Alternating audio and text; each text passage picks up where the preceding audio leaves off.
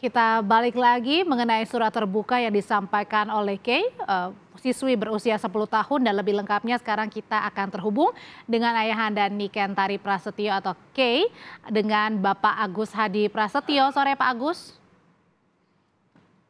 Sore. Pak Agus, sebenarnya keresahan apa sih yang dialami Kay dan Bapak beserta keluarga sehingga harus menuliskan membacakan surat terbuka untuk Presiden? Iya, sebenarnya kita udah sangat lama ini, nggak cuma tahun ini aja, bahwa udah nggak bisa dipungkiri lah, bukan jadi rahasia lagi. Ini ada ketidakberesan dalam penerimaan peserta didik baru ini, baik dari sisi zonasi atau apa segala macam. Dan melihat fenomena itu, saya tergerak gitu untuk bilang sama anak saya, bisa nggak kita menyuarakan hal-hal seperti ini ke presiden gitu, agar bisa disikapi dan ditindaklanjuti sama presiden, Memang gitu. temuannya itu apa, Pak? Apa yang ditemukan? Adakah pungutannya atau sistemnya yang kurang baik? Ya ada ditemukan gitu, Mhm. kita dari tetangga-tetangga ada yang coba ngadu ke kita, sharing sama kita, dan memang ada beberapa temuan itu, dan kita udah tindak lanjuti ke Dinas Pendidikan Kota Bekasi. Oke, Bapak ini kan Bapak yang menulis sendiri ya, Pak, terus kemudian meminta Ya, kayak untuk membacakan apa waktu itu yang ingin, disampaikan dan kenapa harus suratnya ditujukan kepada Pak Presiden?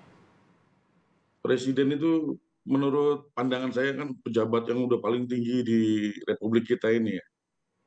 Jadi kalau Pak Presiden bisa menyikapi, saya rasa Mhm. banyaklah anak-anak terutama di Bantar Gebang, khususnya di Indonesia ini bisa diatasi gitu karena Pak Presiden kan pejabat. Jadi gitu, Mbak.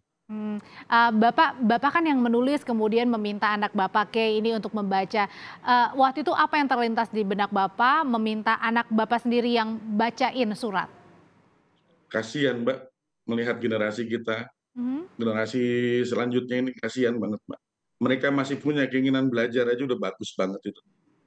Nah, alangkah indahnya gitu, bagus gitu kalau memang nggak usah dipersulit gitu, nggak usah dipersulit keinginan mereka untuk belajar, keinginan mereka untuk menimba ilmu, dan praktek-praktek pungli ini terjadi di lingkungan sekolahan, Mbak. Jadi sangat amat mengkhawatirkan buat saya pribadi dan keluarga gitu, kalau ini semua fenomena ini terjadi di lingkungan pendidikan. Mau jadi apa generasi kita selanjutnya?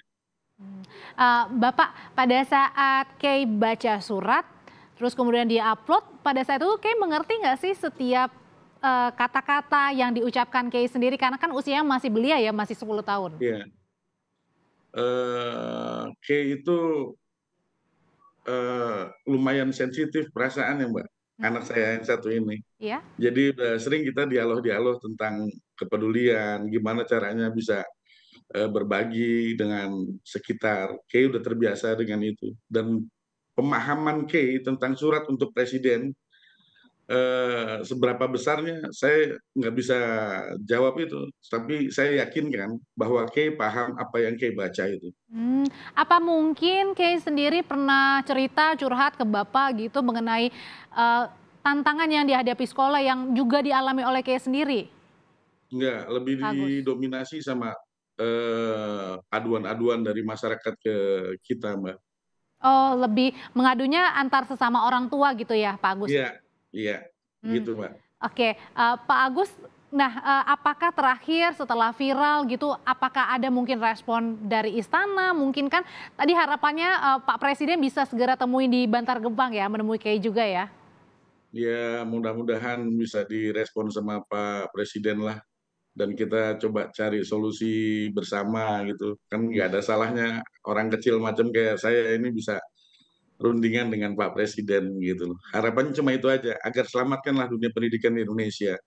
Dan, mengundang Pak Presiden untuk bisa langsung melihat ya kondisi Ya, asli di Bantar Gebang sendiri ya untuk siswa ya, termasuk orang mudah-mudahan. tuanya. Terima kasih Ya, Mbak. Pak Agus, orang tua dari Kay, sehat selalu. Baik, Mbak.